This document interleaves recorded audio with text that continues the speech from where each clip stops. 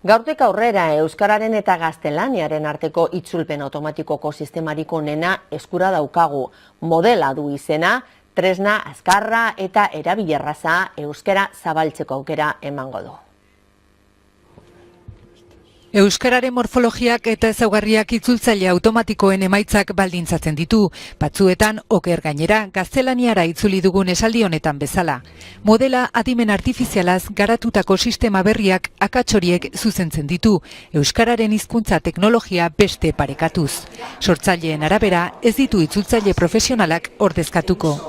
Itzultzaileari lagundu ingodotzo, volumen handiagoak egiten, azkarrago egiten.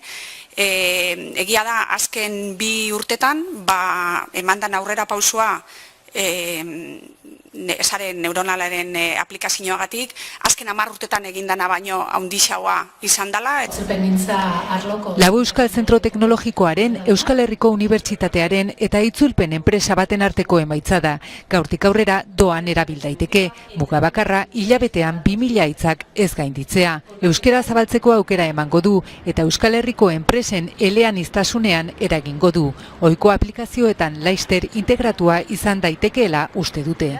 Gailu mugikorretako apak sortzean, erabiltzen dira laguntzaile virtualetan, galdera erantzun sistema automatikoak sortzeko eta hauek eleaniztunak izateko, testu eleanitzen esanahiak aztertu eta hauen arteko loturak ateratzeko.